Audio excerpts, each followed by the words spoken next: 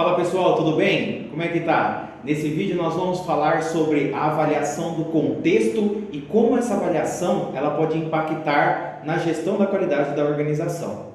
Como nós já vimos anteriormente, a gestão da qualidade está organizada num ciclo PDCA. A partir desse vídeo nós vamos falar de fato sobre os requisitos do sistema de gestão da qualidade. Nós já falamos sobre os 7 princípios e sobre as 3 premissas, né? E agora a gente vai falar de fato sobre os requisitos da gestão da qualidade. O primeiro requisito do sistema de gestão da qualidade, ele fala sobre contexto da organização. E para a identificação desse contexto, tem 4 subitens, que é o primeiro, entendendo o contexto interno e externo da organização, entendendo as necessidades e as expectativas das partes interessadas, determinar o escopo do sistema de gestão da qualidade e mapear o sistema com a relação entre os processos. No primeiro ponto, contexto interno e externo da organização, é dever da organização identificar e mapear qual que é o contexto que ela está operando, quais são os seus propósitos, qual vai ser a sua estratégia e tudo que pode impactar nos resultados daquela organização. Na avaliação do contexto externo, nós vamos avaliar questões legais, tecnologia, competitividade, mercado, cultural, social e econômico pertinentes ao seu negócio.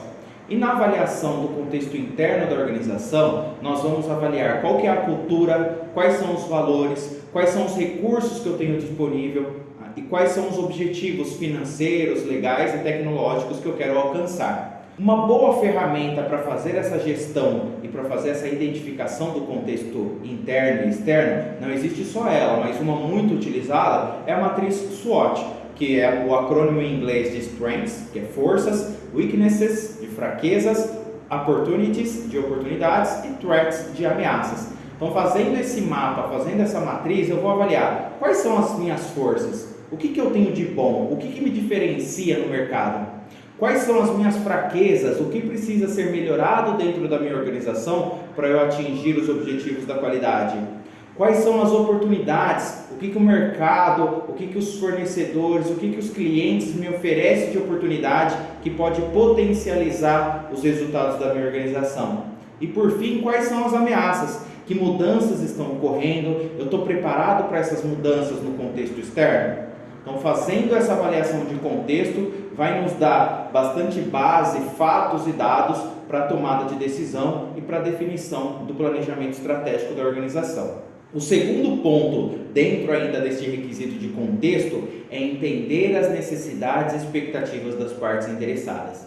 Nós já falamos que o objetivo de uma organização, o objetivo de qualquer sistema de gestão é atender necessidades e expectativas das pessoas que são impactadas ou que podem impactar os negócios da organização. Então é muito importante que essas partes interessadas elas sejam todas mapeadas, que seja conversado e entendido o que cada um precisa. Então, alguns exemplos. Uma parte interessada acionista, o que ele precisa? Retorno sobre o investimento. Um dos requisitos, uma das necessidades, não é? E como que eu vou fazer para atender aquilo? Por exemplo, eu tenho que manter o lucro sempre acima de 20%. Um segundo exemplo de parte interessada, os clientes. Quais são os requisitos? Entretanto, os produtos sejam entregues dentro do prazo. Como que eu vou fazer para avaliar, para atender? Então, eu vou definir uma estratégia que eu tenho que ter um atendimento no prazo acima de tantos %. Funcionários, o que os funcionários querem? Quais são as necessidades, expectativas? Uma delas, uma condição saudável de trabalho. Como que eu vou manter isso? Um clima organizacional adequado dentro da minha organização. A terceira parte da avaliação de contexto é determinar o escopo da organização. O escopo são os limites daquela organização. E isso é importante para que ela tenha foco, para que todos dentro daquela organização e as partes interessadas saibam exatamente o que fazer, qual o caminho que a gente vai seguir e o que a gente está objetivando. Quando a organização ela não tem um contexto bem definido, pode ser que ela vai para vários caminhos, tenta fazer um monte de coisa e não consegue chegar a resultado nenhum. E por fim, se nós fizermos todas as etapas anteriores, aplicamos os princípios, as premissas, nós já temos condições de mapear o sistema da organização. Então, se eu entendi quais são as necessidades e expectativas das partes interessadas, se eu tenho uma avaliação de contexto, que são os meus recursos, eu vou organizar esses recursos, essas atividades e esses processos. Lembra do vídeo, abordagem por processo? Vou organizar os meus processos para atingir os resultados, que são o atendimento das necessidades e expectativas das partes interessadas.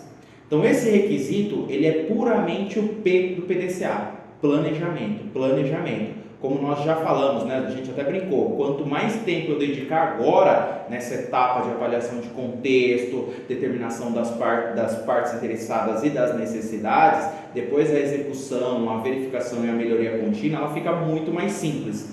Porém, se eu já saio fazendo as coisas e nem entendi direito o que o acionista, o cliente, o fornecedor, os funcionários querem, então no meio do caminho eu tenho que ficar tomando ações de correção em vez de ações de melhoria para poder adequar o curso da minha organização para aquele objetivo. Tá certo, pessoal? Então nesse vídeo nós ficamos por aqui. No próximo vídeo vamos falar sobre a liderança e o papel da alta direção no contexto da organização e do sistema de gestão da qualidade. Muito obrigado, até a próxima.